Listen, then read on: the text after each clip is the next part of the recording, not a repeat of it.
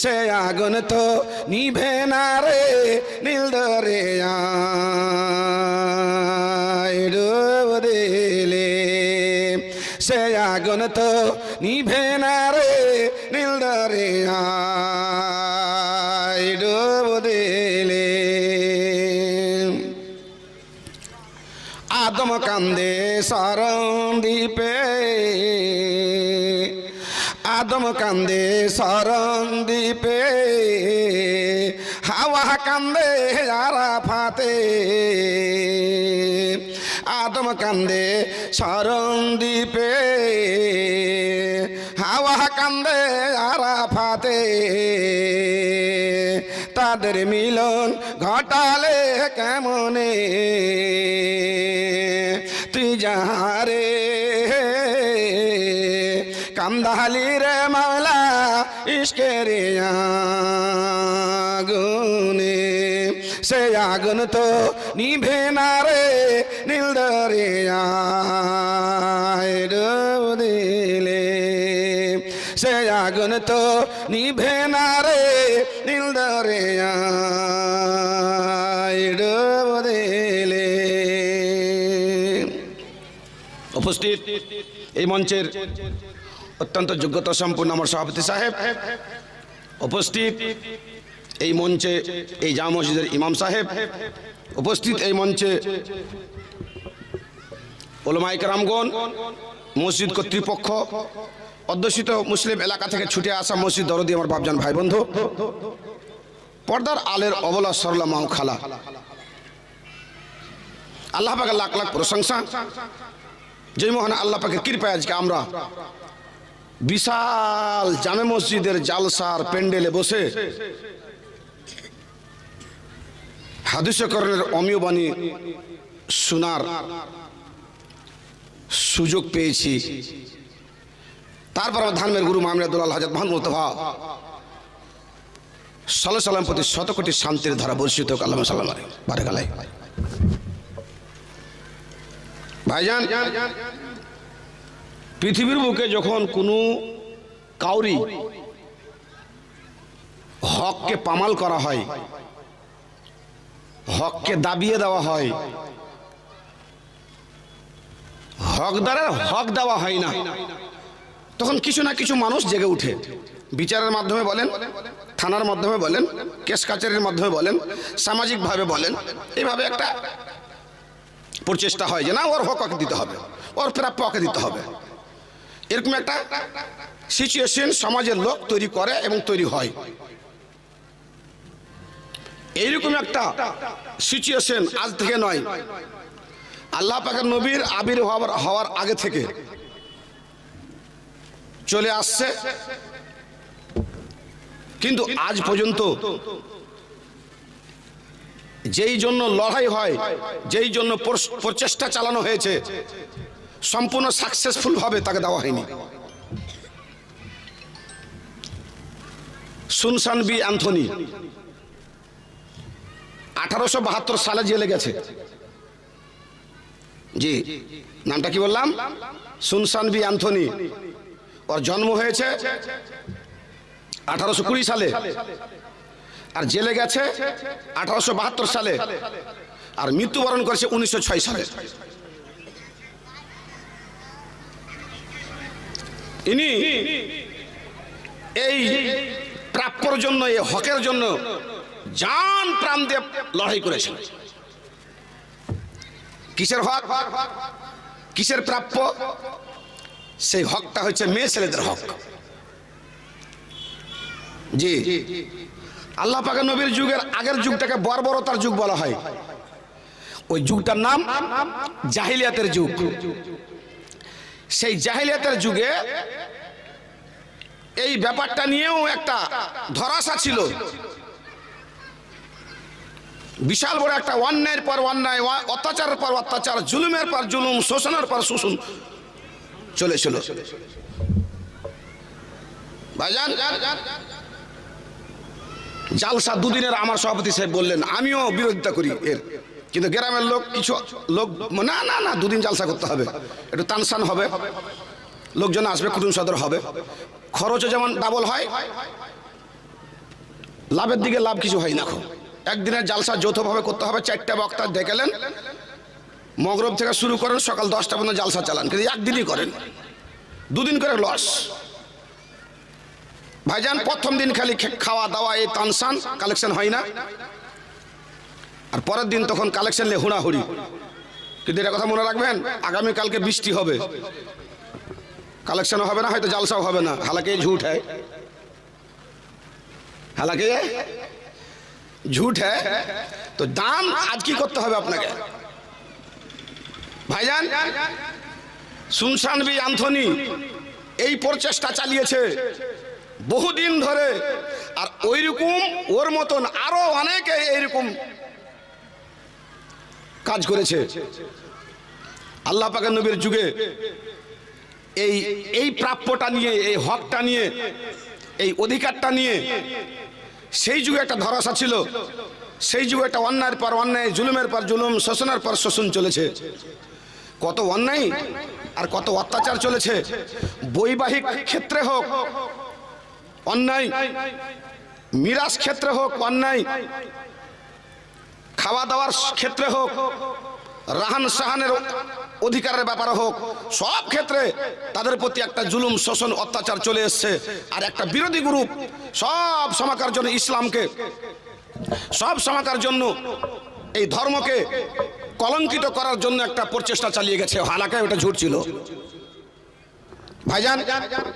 কথা সংক্ষেপে আমি আপনার সামনে যেই বিষয়টা নিয়ে আলোচনা শুরু করেছি, কিছুক্ষণের মধ্যে ইনশাআল্লাহ পরিষ্কার হয়ে যাবে।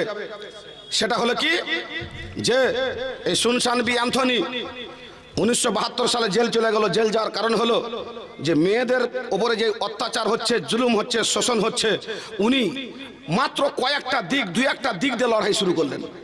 আর 2-1টা দিক দিয়ে লড়াই শুরু করার মধ্যে একটা সবচেয়ে মুখ্য লড়াই ছিল যে মেয়েদেরকে অধিকার দিতে হবে। কিসের অধিকার? তাদেরকে আজাদি দিতে হবে। কিসের আজাদি? চলাফেরার আজাদি, চাকরি বাকরি করার আজাদি, হক দিতে হবে। ছেলেদের পাশে পাশে যেন দাঁড় হতে পারে, এরকম হক দিতে হবে। সমাজ আপনার ধ্বংস হবে কখন? সমাজ আপনার ধূলিসাৎ হবে কখন? যখন আপনি শরীয়তের বিধিবিধানকে সামনে না রেখে অন্য পথকে অবলম্বন করবে। তখন ফেরাউন 4টা কাজ করেছিল।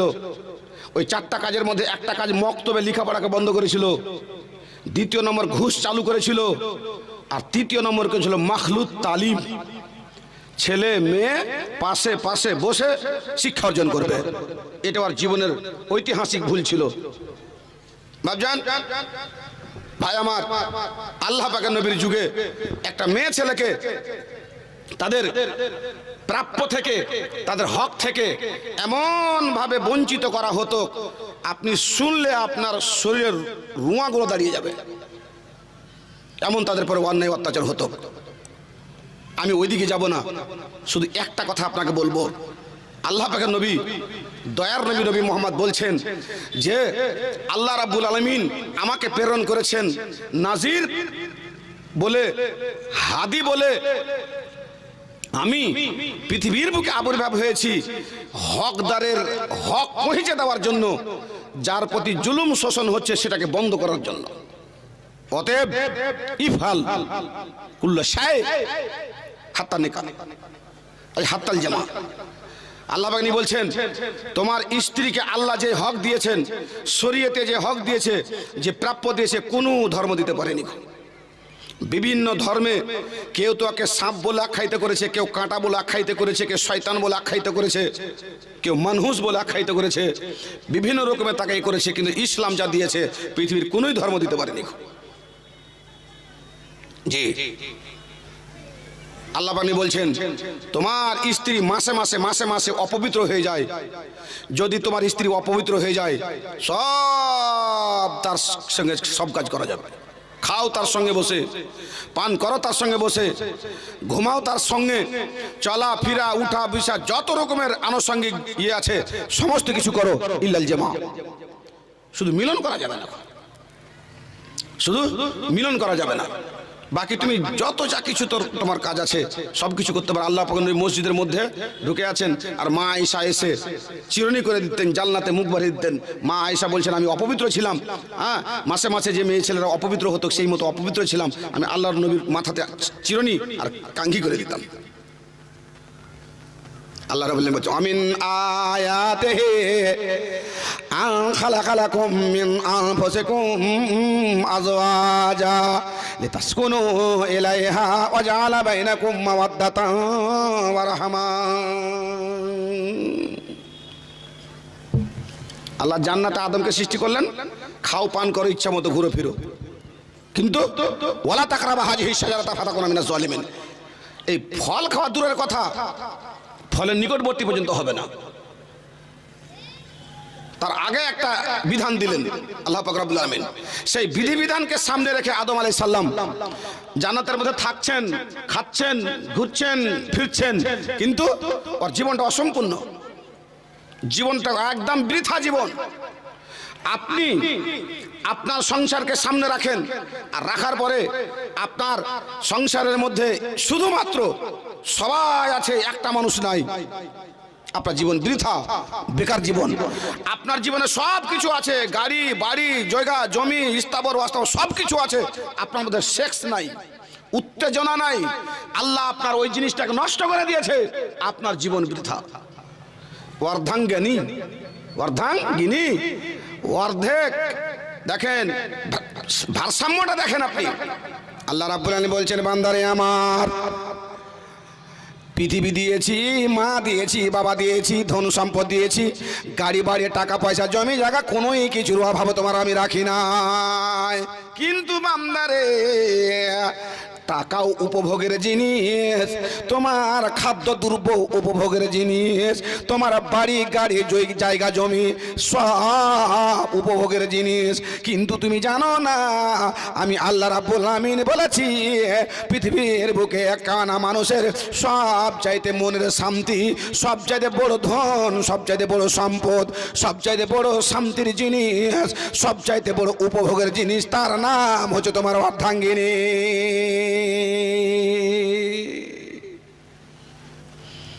একটা মানুষের বিয়ে যদি না হয়, পূর্ণতা নাই লোকটার। আল্লাহ পাক নবীকে আল্লাহ পাক 40 বছর বয়সে নবী বানিয়েছেন। 39 বছর 59 দিনের মাথাতে গারে হেরা তান্না কানা তাবদফি গারে হেরা, গারে হেরাতে ধ্যানরত আছেন, ফেরেশতা এসে বলছে ইকরা, বলছে মানা বেকারি, আমি পড়তে জানি না, চেপে ধরলেন। একটা পুরুষ মানুষের পূর্ণতা আছে 40 বছর বয়সে, একটা মেয়ে ছেলের পূর্ণতা আছে 35 বছর বয়সে। একটা মা বাচ্চা জন্মগ্রহণ করেছে, ওই মা বয়স হয়েছে ওর 35 বছর পার হয়ে গেছে, ও সব কিছু কাজ করতে পারবে। আপনার বাড়িতে রুটি বানাতে শিখেনি তো, এইটা প্রাকৃতিকের এটা একটা ইয়ে। আপনার বেটিকে রুটি পাকাতে শিখেননি, ভাত রান্না করতে শিখেননি, বিয়ে দিয়ে দেন, কোনো ব্যাপার নাই। 2 দিন উঝট খাবে, 4 দিন শাশুড়ির কাছে একটু কথা শুনবে, তারপরে দেখবে যে ঠিক রুটিও পাকাচ্ছে, সব কিছু করছে। এটা আপনার প্রচেষ্টা নয়, এটা শাশুড়ির গালাগালির জন্য নয়, এটা প্রাকৃতিকের ঘটনা। বাপ আমার একখানা মা 35 বছর বয়স যখন হয়ে যায়, তখন ওর মা যতগুলো কাজ করতে পারে, রান্না থেকে নিয়ে কাজকর্ম থেকে নিয়ে শিক্ষণীয় যতগুলো কাজ আছে, ওই মায়ের মধ্যে চলে আসে। এটা হলো প্রাকৃতিকের ব্যাপার।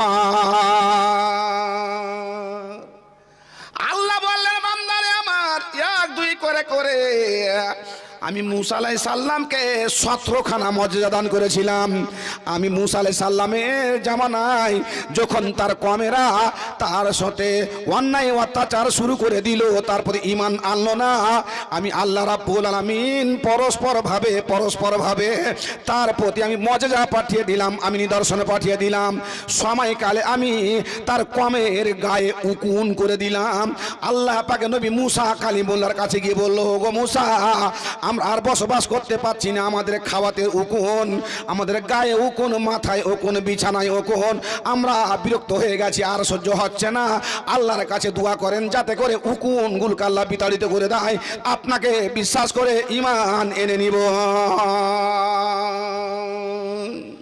দোয়া করলেন, উকুন দূর হয়ে গেল। তারপরে নাম কানু আদুন, আবার ঘুরে চলে এসছে। আবার আল্লাহ দিলেন পরীক্ষা, নিদর্শন পাঠালেন। সব জায়গাতে ব্যাং, এখানে ব্যাং, খাওয়াতে ব্যাং, এখানে ব্যাং, ওখানে ব্যাং। আবার এরকম হলো। এই করতে করতে করতে করতে করতে করতে করতে 17খানা মজেজা, 17খানা নিদর্শন আল্লাহ পাক রব্বুল আলামিন দিয়েছিলেন।